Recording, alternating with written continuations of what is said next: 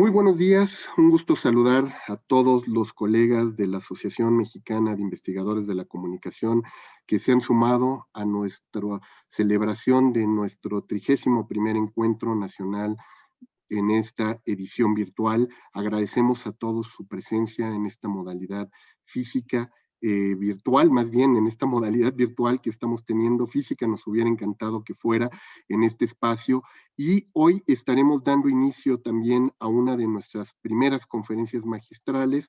Tenemos como invitado a nuestro colega Lance Strate, quien estará hablando sobre el Media Ecology, the Human Condition and Ethical Evaluation.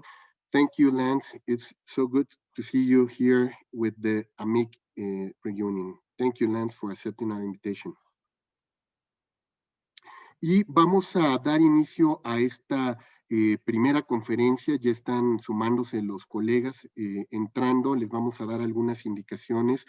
En su plataforma van a poder encontrar el módulo de interpretación en la parte inferior. Para aquellos que necesiten este recurso, van a poder encontrar un botón que les permite acceder a la traducción simultánea de la conferencia de nuestro invitado Lance Strate. Y para no retrasar más los eventos que vamos a tener el día de hoy, pues como les decía, me permito introducir un servidor, Jorge Hidalgo, en calidad de presidente de nuestra Asociación Mexicana de Investigadores de la Comunicación, introducir a quienes estarán apoyando en esta conferencia magistral que impartirá nuestro invitado Lance Strate, Media Ecology, the Human Condition and Ethical Evaluation.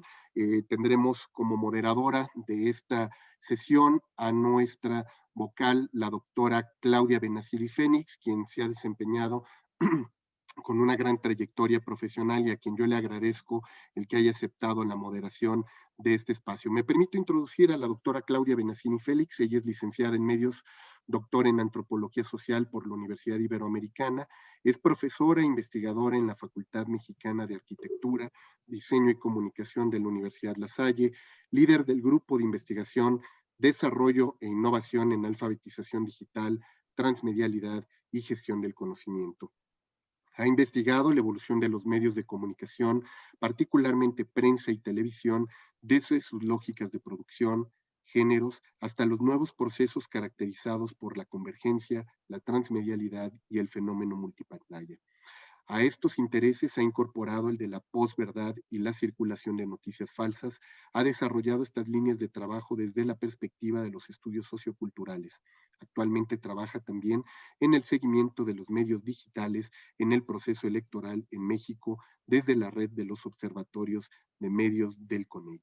Ha publicado en diversas revistas especializadas y de divulgación nacional, y es para mí todo un honor cederle la palabra y los micrófonos para que pueda presentar a nuestro invitado especial, el doctor Lance Strate, representante de la Media Ecology Association. Muchísimas gracias, Claudia, un honor cederte los micrófonos, y adelante, vamos con tu transmisión.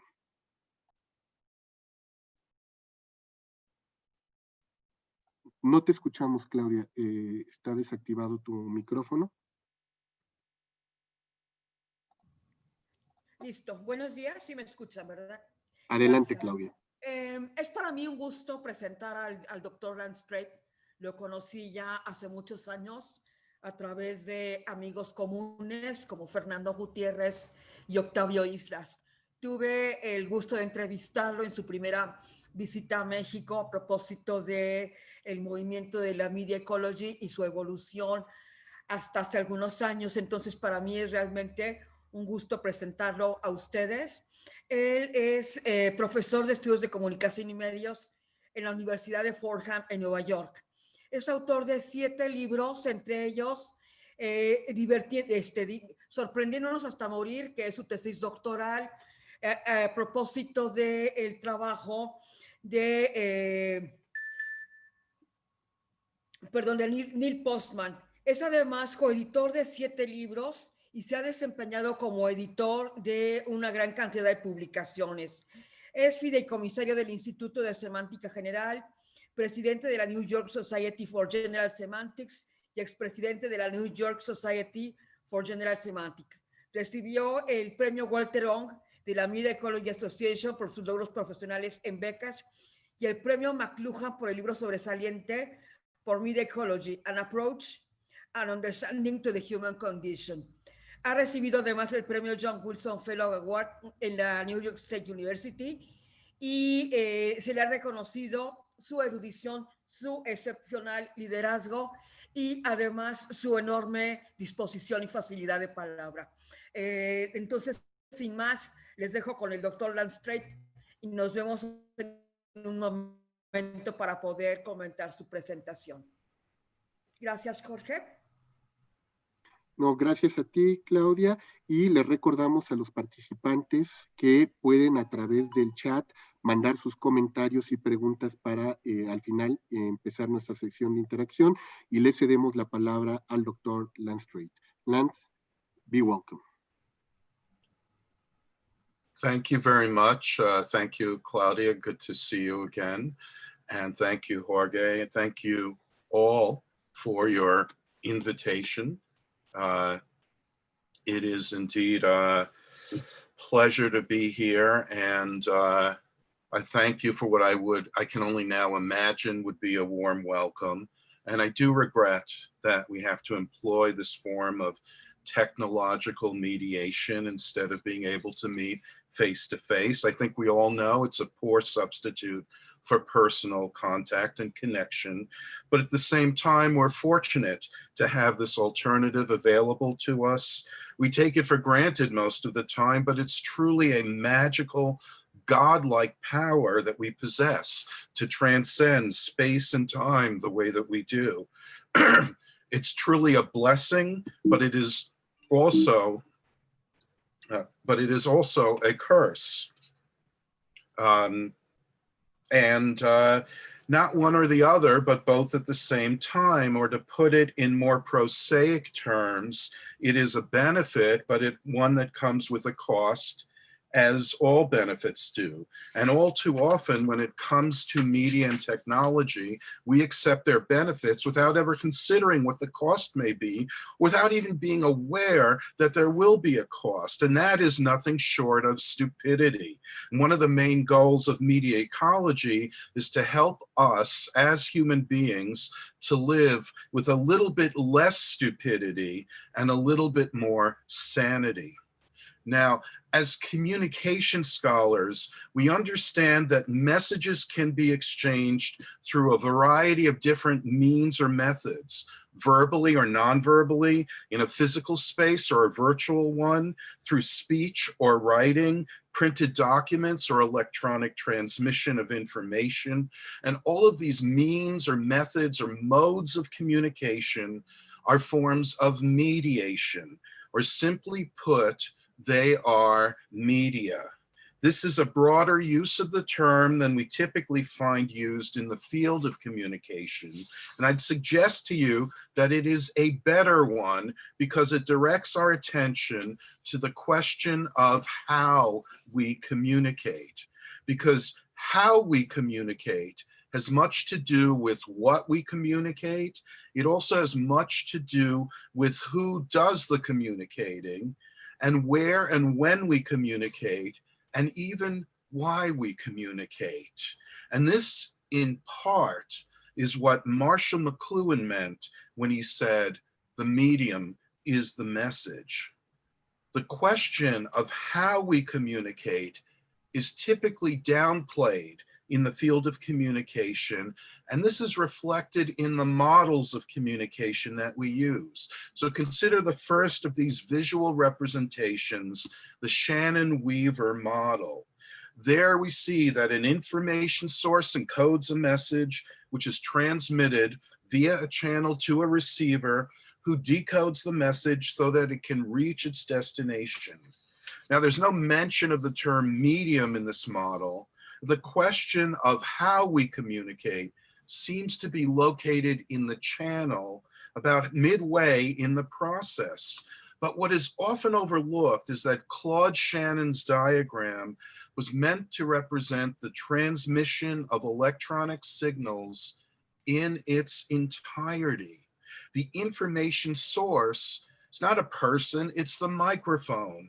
The sound it picks up is encoded as an electronic signal, and that's sent through wires or by electromagnetic waves. Those are the channels, in other words. And there it reaches a receiver, a device that turns the electronic signal back into sound, sent to the destination, and the destination is the speaker or the headset that puts out the sound. So in other words, the model is essentially an electrical flow chart. It's a representation of the technical workings of an electronic medium. It's not the channel alone that represents the medium of communication, but rather the model in its entirety. Now, other models of communication that came after Shannon and Weaver's diagram were less technical and more sensitive to the complexities of human communication. But over and over again, they continue to emphasize communication as a process of senders sending messages, always represented by arrows, showing the process of transmission. Against this transportation or transmission or pipeline metaphor, James Carey suggested that we adopt a ritual view. McLuhan associate Tony Schwartz argued for a resonance model. McLuhan himself said that he was concerned not with transportation, but with transformation. And of course, we are also talking about the medium and as an environment. And following McLuhan's emphasis on formal causality, as further developed by his son, Eric McLuhan, I devised a different model of communication based on circles rather than arrows. Now, this is not just about thinking of a sender's message as a ripple effect reaching out to a receiver. Rather, it represents the media ecological understanding that we always begin with the medium. The medium comes first. I can only give this talk over Zoom because Zoom exists. Before we could send an email, the software had to be programmed. And before that, the internet set up. Before there were television programs, television technology had to be invented. Before I could speak to you, I had to learn the English language. And if I were to speak to you in Spanish, I would first have to learn the Spanish language. And I do apologize for that gap in my education. Before children can learn to speak, they first learn how to make the sounds of speech. I cannot stress this enough. Messages do not exist in a void. They are composed of materials and composed by methods, whether they're electronic signals or visible marks on paper or sounds that we make or electrochemical impulses in the brain. They are physical, they are material, and in this sense, the medium always comes first, and there are no messages except as they exist within a particular medium. And because messages do not exist independently of a given message, because messages do not exist independently of a given medium, there's no such thing as the same message transmitted over different media. The messages may be similar, but they can never be identical because the medium we use shapes and influences the message that we send, because the message is made from the medium that we use, which is another way to say the medium is the message. So in my model, the medium creates an audience. There are no readers before there's writing. There's no movie audience before there's cinema. There's no Zoom audience before there's Zoom. The medium creates the audience, and the audience then cries out for content, develops an appetite for messages, demands communication. So the audience creates the message, and this in turn leads to the appearance of a communicator, a sender whose messages are a reflection of the audience, an appeal to the audience, an attempt to satisfy the audience. Simply put, an individual does not become a sender until a message is sent. It is the message that makes the individual a sender. The medium creates the audience creates the message creates the sender. In this model, the medium is the outermost shell and therefore the environment. The medium is the environment out of which the audience, message, and sender all emerge. And this brings me to the formal introduction of media ecology by Neil Postman in 1968. He defined media ecology as the study of media as environments. And Postman also explained an environment is, after all, a complex message system which imposes on human beings certain ways of thinking, feeling, and behaving. It structures what we can see and say and therefore do. It assigns roles to us and insists on our playing them. It specifies what we are permitted to do and what we are not. And if an environment is a complex message system, what this further suggests, what I like to add, is that environments are media, that media ecology is both the study of media as environments and the study of environments as media. They are equivalent terms referring to equivalent phenomena. And what we refer to as media and what we refer to as environments constitute the conditions we live under, the conditions we live in. That's why I gave my media ecology book the subtitle, An Approach to Understanding the Human Condition. And in this, I took inspiration from the philosopher Hannah Arendt and her magnum opus, The Human Condition. And what I want to take from Arendt, first of all, is that media and environments are conditions because they affect, influence, and shape us. Or in the language introduced by Ivan Pavlov, because we are conditioned by them. Arendt explains that we are conditioned by both the conditions of life on Earth and the conditions we create as a species, that is both the natural and the artificial. Of course, that dichotomy between natural and artificial is a false one, for as Lynn White Jr. put it, all forms of life modify their contexts. And returning to the human condition, what this means, what this suggests to me, is that we create the conditions that in turn condition us. And this parallels John Culkin's observation that we shape our tools and thereafter they shape us, which itself was a gloss on McLuhan's The Medium is the Message. The changes that we introduce into our environment, that alter the environment, feed back into ourselves as we are influenced, affected, and shaped by our environment. The tools, the technologies, the techniques, these conditions that we make are used to buffer or shield ourselves against the conditions that we inherit, the conditions that were already out there, so that our self-made conditions are meant to stand between us and what we would consider to be the natural environment. In this sense, our self-made conditions mediate between ourselves and the pre-existing conditions that we operate under, which is to say that our conditions are the media of human life.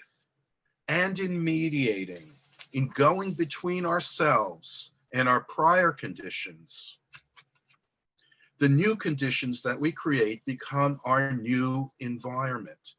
And as we become conditioned to our new conditions, they fade from view. They become routine and melt into the background so that they are essentially invisible to us.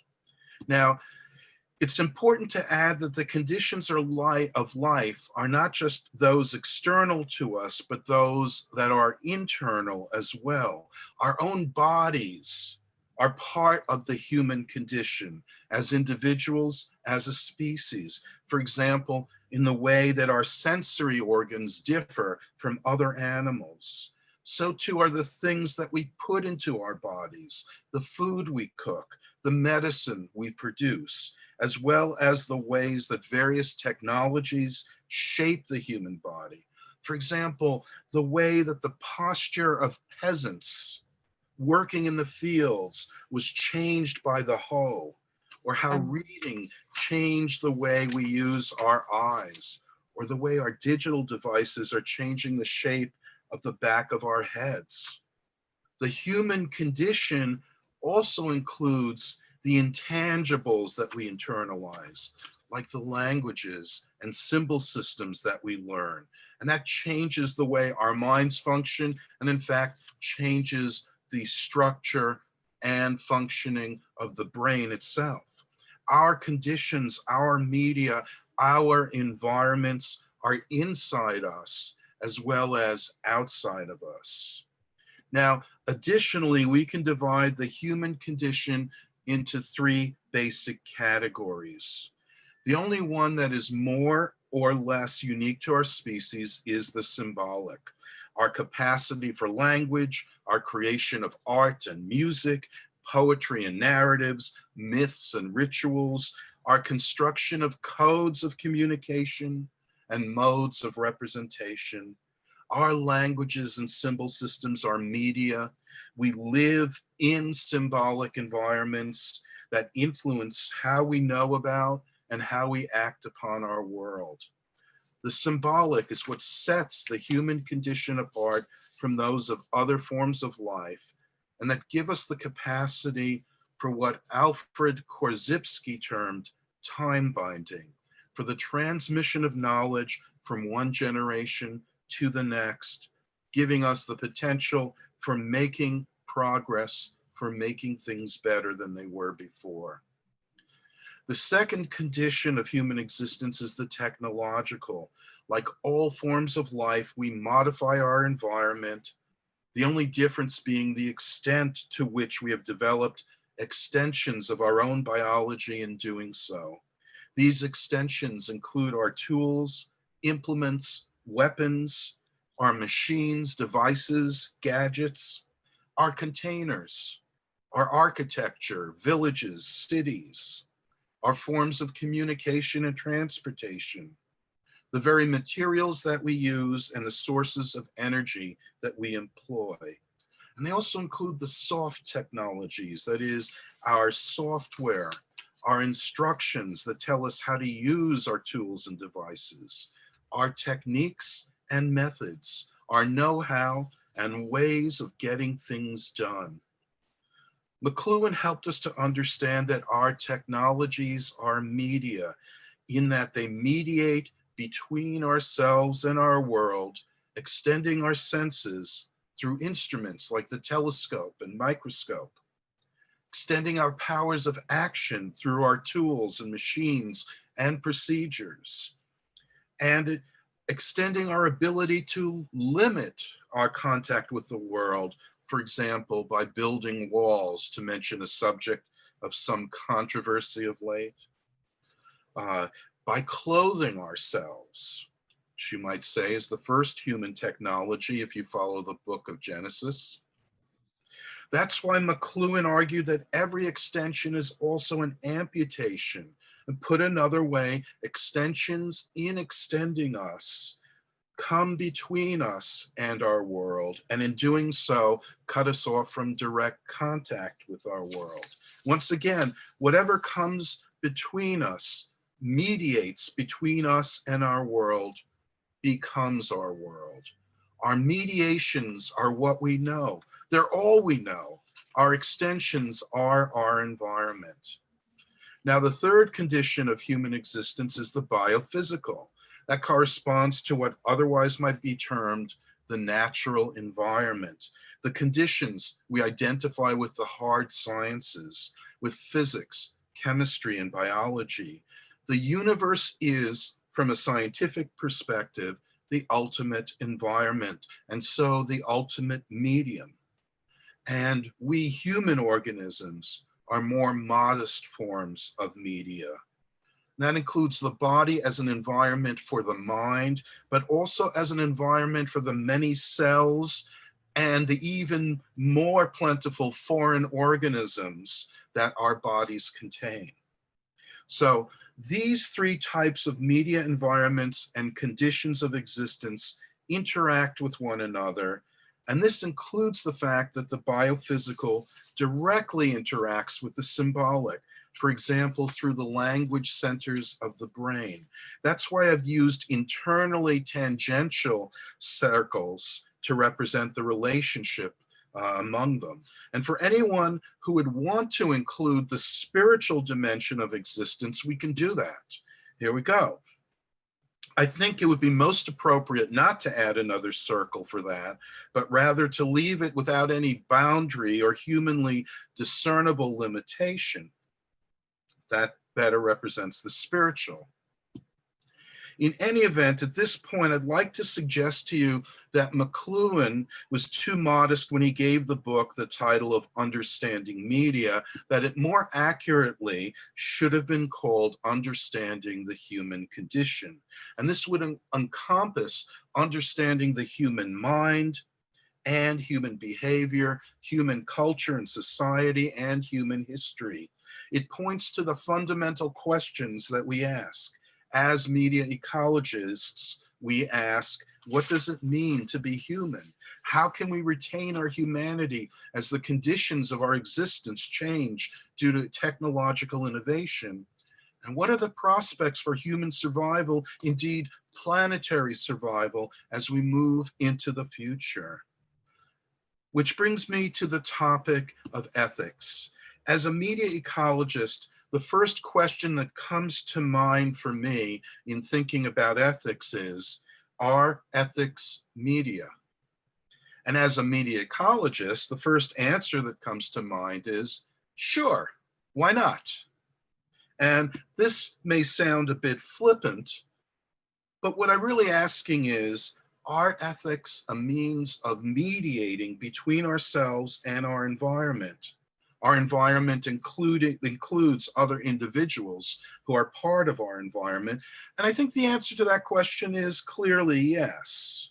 Now, I imagine some of you may be asking, if we think of ethics as a medium, what would be its content? Now, the answer would be any specific act that would be subject to ethical evaluation.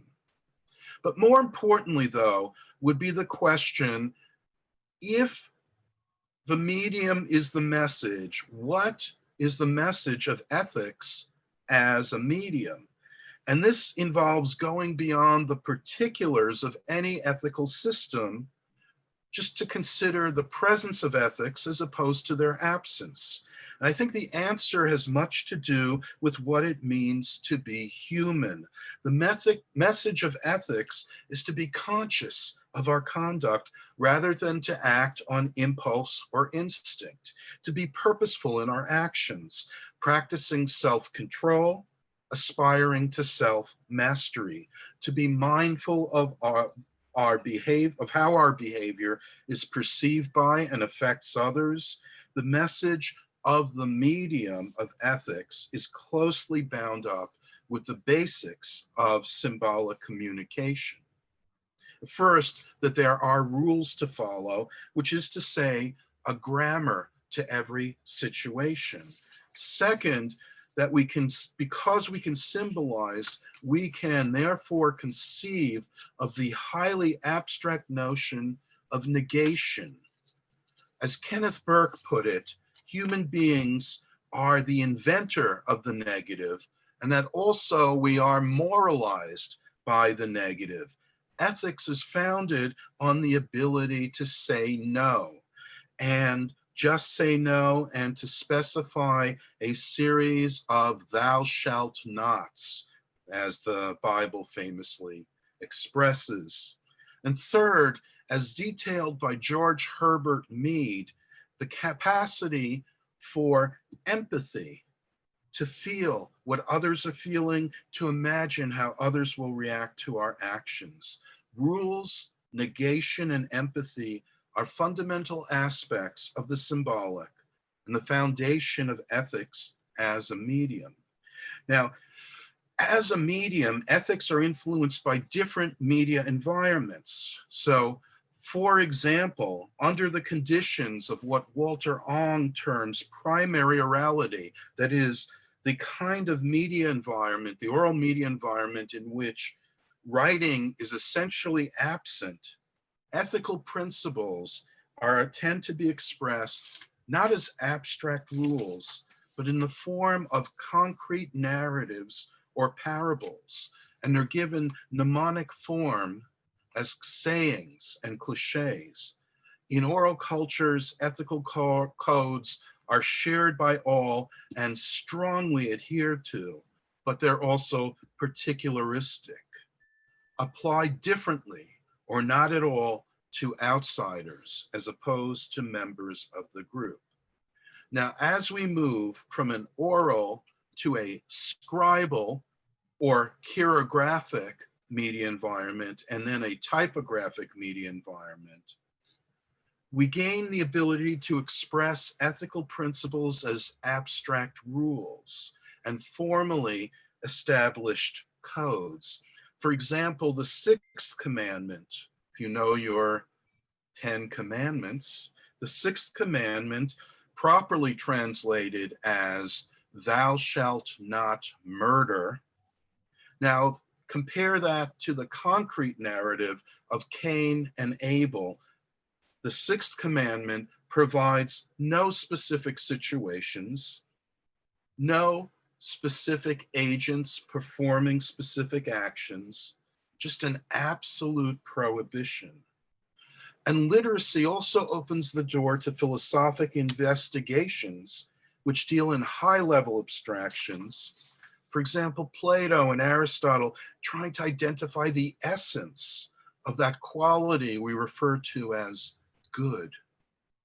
And abstract thinking also allows for universal concepts of ethical conduct, principles, codes, and philosophies that apply to all human beings, not just the members of a particular society.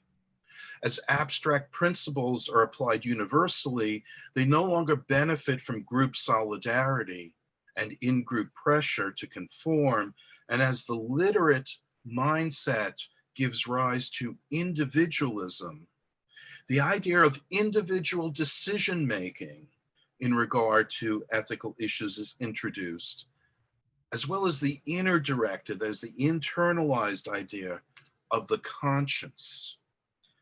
So now we come to the electronic media environment in the present day. In contemporary post-literate cultures, abstract principles have been declining in significance in favor of more concrete expressions, this time in the form of audiovisual media. The images we are shown, sometimes live, of actual events occurring all around the world, they elicit powerful emotional responses that include moral outrage.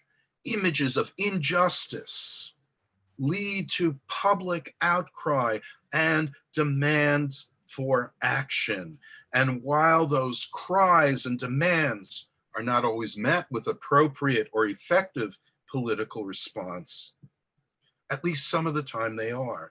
For this reason, Henry Perkinson argued that television has contributed to our moral progress. In fact, he argues that every innovation in communication makes us a little bit better because the new medium, every new medium, encodes the world in a new way and thereby allows us to learn new things about the world and learn new things about ourselves, and in that way reduce mistakes, errors, and wrongdoing, and improving the human condition. And while Perkinson's point is well taken, It's also true that audiovisual media make it easier to manipulate our emotions. And the moral outrage that is generated is not always based on accurate information or appropriate to the reality of the situation. So the point is that images are a double-edged sword, for good, for ill, blessing and curse, benefit and cost, both. They introduce, but either way and both ways, they introduce a new, more concrete emphasis into our ethical experience. Now, having previously moved from particularism to universalism, we now seem to have moved on to relativism. Moral and cultural relativism in many ways represents a natural progression from print culture. The idea that ethical evaluation is a matter of individual conscience rather than collective concern suggests that ethics are entirely subjective. The truth or validity of ethical codes cannot be tested empirically, scientifically, and therefore cannot be evaluated objectively. Scientific method can only be used to describe the ethical standards of individuals and groups. Therefore, they can only establish their intersubjective existence. Social and behavioral scientists, therefore, can describe ethical principles, but they cannot prescribe them or proscribe them. And if there is no scientific way to determine whether any given ethical system is any better or worse than any other, then the logical conclusion from that is that every such system is equally valid, which I'm not saying I agree with, but that is the direction that we move in. And again, there are positives and negatives to this development, but I do believe there is cause for concern as the combination of images and numbers, the scientific view, push aside linguistic communication and lead to what Jacques Ellul called the humiliation of the word. As with other aspects of literacy and typography, we find our long tradition of religious and philosophical ethics hard-pressed to adapt to the realities of the contemporary electronic media environment. Whereas most ethical issues are eternal. For example, whether to practice nonviolence or strike back at oppressors.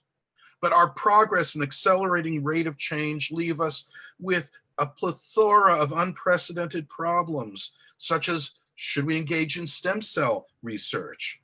CRISPR gene editing performed on human embryos? What about algorithms regarding collisions programmed into self-driving cars? What about hacking into email accounts and so on? In the absence of the clearly articulated principles found in literate cultures, and in the absence of the strongly shared understandings found in oral cultures, ethical decisions are made in a vacuum, not according to any code. The ethical decisions made today, especially by the tech industry, is the equivalent of speaking in tongues, of confusion. The main guiding principle seems to be more speed, more information, more users, more eyeballs, more dependency, more profits. And the one underlying principle that Ellul identified over a half century ago is efficiency, more efficiency with no other end than more efficiency. In the face of all this, I would suggest to you that what we need is not just media ethics, but media ecology ethics. Now, what that would entail would go beyond my meager abilities to determine, but I may be able to offer some starting points. And the temptation is irresistible to begin with a variation on McLuhan's famous maxim, in this instance stating that the medium is the morality. By this, I mean that every medium represents a particular set of moral and ethical questions, issues, and problems. For example, I point to Susan Sontag's essays entitled On Photography, where she brings up questions like, does the camera carry with it a moral imperative to document events? How do we weigh the decision to take photographs as opposed to the need or desire to take action in a situation where that choice might make a difference? What are the ethical questions introduced by the practice of capturing images of others? Now, these are not questions unique to media ecology, but for us media ecologists, we can understand that they are questions unique to the particular medium, unprecedented, and that they need to be addressed with that understanding in mind. In a book entitled Ends and Means, Aldous Huxley unequivocally states that the ends cannot justify the means for the simple and obvious reason that the means employed determine the nature of the ends produced. And this clarifies the idea behind the medium is the morality, because what we mean by medium is any means to an end. And a media ecology ethics would insist that we must always pay attention to how we do things, because how we do things will have much to do with what we end up doing and what we end up with and who we ultimately become. A media ecology ethics would insist that the phrase "by any means necessary" is inherently unethical, if not utterly abhorrent. A media ecology ethics would require that before a new medium or technology is adopted, there be an answer to the question, to what end? And if the answer is that it will increase efficiency in any area, a media ecology ethics would deem that insufficient as an end. As Alul makes clear, efficiency is not a human purpose. It's simply the technological imperative, the logic of the means applied to the means itself, if you like, a meta means. Alul's arguments were very much on the mind of computer scientist and artificial intelligence pioneer Joseph Weizenbaum when he wrote the book Computer Power and Human Reason. And in that book, he uses a word that we seldom hear nowadays in the English language, the word ought. And he argues that that it needs to be restored, the word ought needs to be restored to our professional and personal vocabularies. He argues that we need to understand that just because we can do something doesn't mean that we ought to do it. Given limited time and resources, our efforts should be directed not at technological wizardry, but at solving real human problems, and that human standards ought to be employed in evaluating technical activities to avoid the risk of dehumanization. And to go meta, once again, the basis of a media ecological ethics would be to question, to encourage the asking of questions, to promote the asking of good questions, especially questions about the means we employ, questions about what we ought to be doing. A media ecology ethics would require that context be taken into consideration, not to go to the extreme of situational ethics, but to acknowledge that both ends and means do not exist in a vacuum, and that meaning is a function of context. A media ecology ethics would place special emphasis on balance. Are we contributing to the balance of a system or destabilizing it? If balance is being disturbed, is it perhaps to foster growth in the face of unwanted stasis? Are we pursuing balance to achieve dynamic equilibrium, or merely in automatic resistance to change? Are we enhancing the flexibility of the system? Are we creating or contributing to its sustainability? It follows that evolution would also be a matter of ethical concern. Are we accepting the inevitability of change, transformation, evolution, rather than denying its existence? Are we seeking change for its own sake, rather than for the sake of making things better? Are we fostering the diversity necessary for evolutionary adaptation? Are we allowing for interdependence within the environment? Are we creating and maintaining an environment conducive to growth, maturation, intellectual development, and creativity? Walter Ong argues that human consciousness evolves, and we're in desperate need of that today. Are we creating the conditions that foster the evolution of consciousness or that hinder it? Evolution often is associated with progress, and immediate ecology ethics would neither dismiss progress as evil nor embrace it as an unmitigated good, but rather ask, are we contributing to progress not just in science and technology, but in human freedom and social justice, progress in our political, economic, and emotional environments, progress in human relations to match our progress in the material world. Progress depends on a concern with truth, with the recognition of facts, an acknowledgement of evidence, the application of logic, openness to refutation, reality testing, and error testing. And that requires respect for science. Science as tentative and fallible, but as a very effective means of learning about our environment. Science not situated above human concerns, but in their service, not in the service of ideology, theology, or expediency. And immediate ecology ethics would be sensitive to concerns about time, along the lines that Harold Innis advocated for, understanding historical context, taking the long view, not giving in to the need for speed and immediacy. Immediate ecology ethics would also be based on the conditions of our existence, which is to say that it would be concerned with the quality of our environments and, of course, our media, including the symbolic. Korzybski, Postman, and others have advocated for the kind of language that improves the human condition and that accurately reflects our environment, that's not false or misleading, and that enhances knowledge and education. Edmund Carpenter argued that preserving the many languages and cultures that have been disappearing over the years constitutes a moral imperative. McLuhan and many others have emphasized the importance of the arts. And this would also include the technological environment.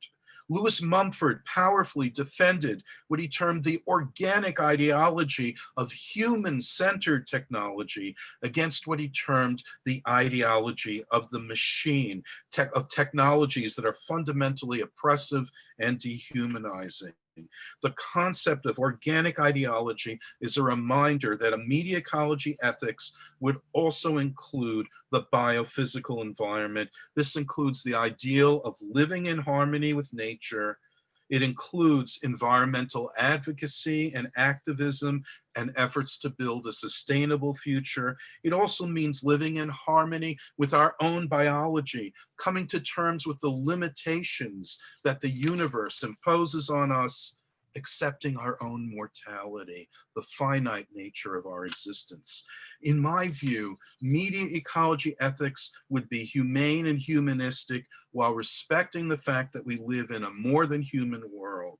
Media ecology ethics would be life-affirming, life-enhancing, open to change, and making things better without placing us at odds with the universe, instead encouraging the evolution of consciousness and, yes, spiritual growth. Now, we live in a time of multiple crises, a time when it is no exaggeration to say that our very survival as a species is at stake. We need new ways of thinking, new ways of understanding, and new ways of acting in the world. The media ecology approach, I believe, has something important to offer in helping us to understand the human condition, helping us to retain our humanity in the face of the challenges that we face in the present, and in helping us to heal our world and ourselves. Thank you very much. Muchas gracias.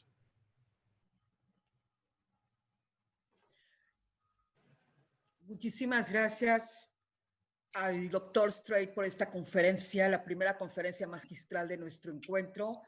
Creo que la exposición sobre la ética en el interior de la ecología mediática es fundamental para entender entonces las nuevas metodologías de la investigación en la era de la post-transformación. Tenemos, por otra parte, algunas preguntas que quisiéramos simplificar para ver si es posible hacer una sola presentación. La primera es de Gabriel Pérez Salazar. I find very interesting the idea that we as medium are in fact part of a message. This leads me to think that identity is also part of media ecology. I wonder if you could elaborate a little more about this. Thank you very much. La segunda, could you expand from your point of view the advantage of the media ecology perspective over other of yours and perspective of communication? Este es de Rebeca Padilla. Ernesto Juárez pregunta, in which way can you associate your model with Walter Lippmann's environment notion? Miriam Herrera pregunta, thank you for the reflections about ethical questions on media ecology. Many times we forget its dimension when we surf in cyberspace. Y finalmente Carmen Castillo pregunta, thank you very much for bringing this fundamental and indispensable topic. I agree with Strate that there is a lot to keep thinking about it. A similar approach was made by Maria Montessori in times of World War.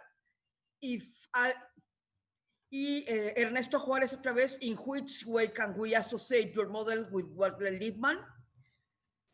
Entonces, no sé si Dr. Strate, can you give a context of this?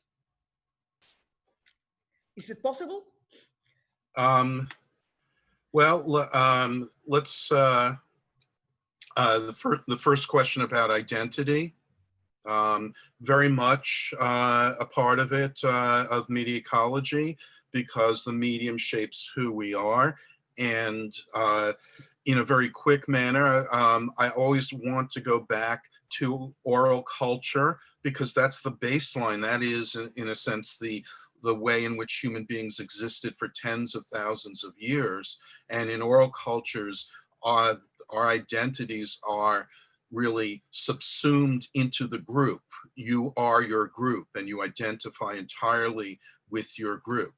And when we see in Western literate culture, with the rise of individualism, which comes out of just simply reading, when you read, you will become an individual. Right now, you're all listening to me at one time. You are a single phenomenon and audience. But if you read, if everyone reads the same passage at the exact same time, you read still as individuals.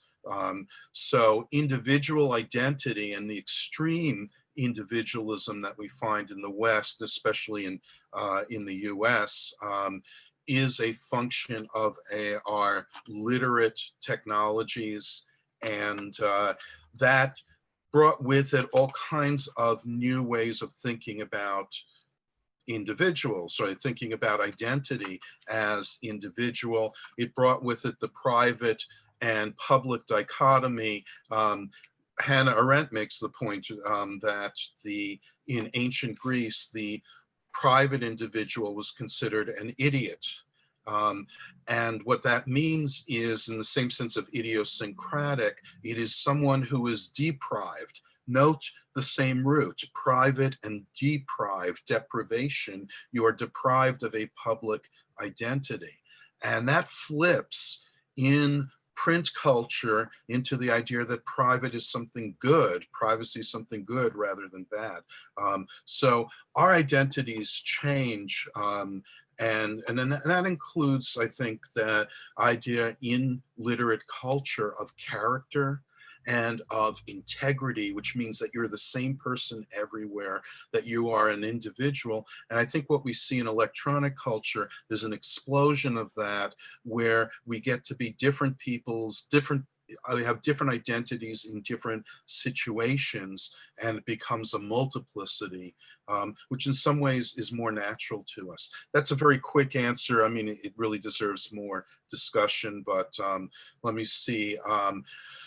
the advantages of the media ecology perspective over other theories and perspectives would take a long time. In my book, chapter 2, in the media ecology book, chapter 2 surveys a lot of different areas of study, both for overlap, but also differences. The big advantage is taking this idea of medium and expanding it into a way of approaching any given phenomenon. So again, we can ask how we do things. And I think the big advantage is when you look at how we do things, you really are getting at the heart of things. Walter Lippmann's pseudo-environment notion, of course, Lippmann is an important source. The idea of pseudo-environment is, of course, a false environment that carries with it a certain value judgment. But it is the basic idea that we create our environments. All environments are in some sense pseudo-environments because they are mediated. We cannot, it is impossible to directly know the environment. They're mediated by our nervous systems, our sensory organs, by the language that we use, which directs how we perceive and think about them, and then further by our other technologies. But it is definitely the case, and I want to stress that that doesn't mean that all sort of constructions, creations are made up out of nothing. They're made up out of the materials at hand. Social construction, only academics would talk about construction and forget that construction requires materials. I know Mexico is famous for its concrete and cement. You don't build things out of nothing. So we have to remember that the building materials make a big difference on whether a building stays up or falls down, and that when we talk about our ideas about the environment, some are better than others. Some are more accurate or allow us to navigate and get to certain goals better than others. And that's important. That's where I would relate to Lippmann. Let me see that the Montessori school, I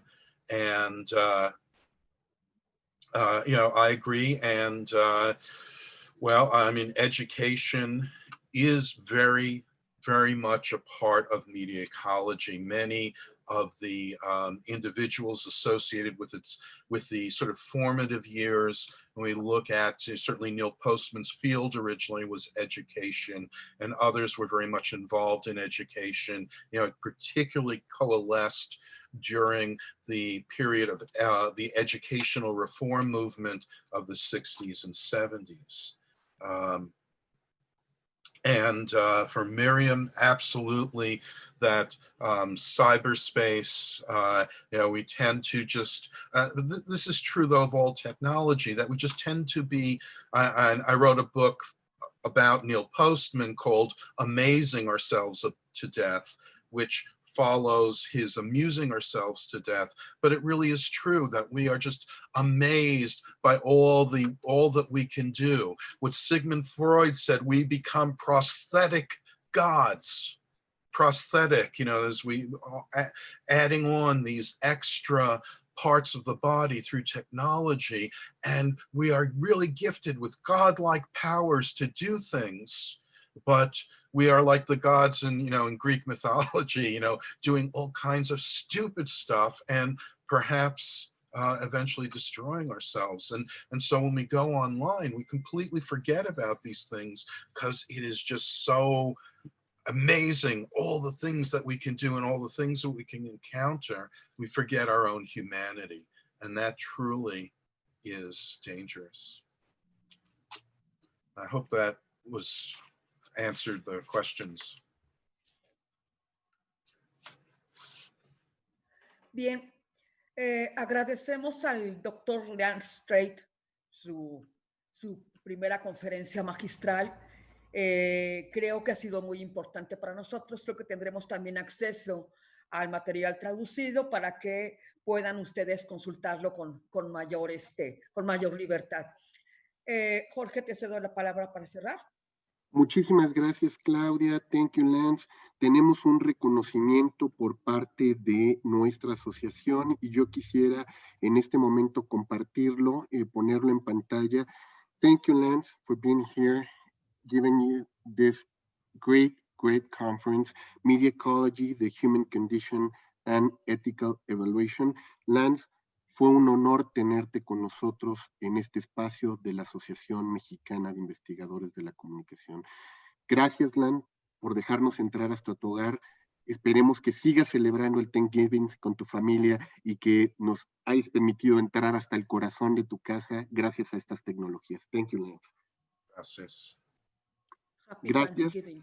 Gracias también a nuestra querida colega, la doctora Claudia Benassini, a quien le tenemos también este reconocimiento por haber hecho la moderación de esta conferencia magistral, Media Ecology, the Human Condition and Ethical Evaluation. Muchísimas gracias, Claudia, por tu valiosa participación en este espacio. Muchas gracias, Jorge. Gracias también a todos los colegas que estuvieron interactuando tanto en el chat de este conversatorio como enviando sus preguntas y respuestas. Solamente como una indicación final, vamos a tener que cerrar este enlace y ya les mandamos por ahí el chat el enlace siguiente para poder escuchar a nuestro colega Paul Levinson, quien estará con nosotros en unos minutos más también compartiendo su conferencia magistral con un tema por demás interesante, The Truth About the Fake News, A Matter of Life, Death and the COVID. Él va a estar también interactuando con nosotros en el espacio, así es que les pedimos de favor salir de esta liga y entrar a la siguiente. Ya tienen por ahí en su programa la manera de darse de alta y nuevamente agradecemos a nuestro colega Lance Strate. Un saludo hasta Nueva York. Muchísimas gracias, Lance. Y un saludo para todos. Y concluimos esta primera conferencia magistral y vamos a cerrar este enlace para dar inicio a nuestra segunda conferencia. Les pedimos, por favor, irse dando de alta en la segunda sala, en lo que nosotros cerramos este conversatorio. Muchísimas gracias y esperemos verlos por ahí. Gracias.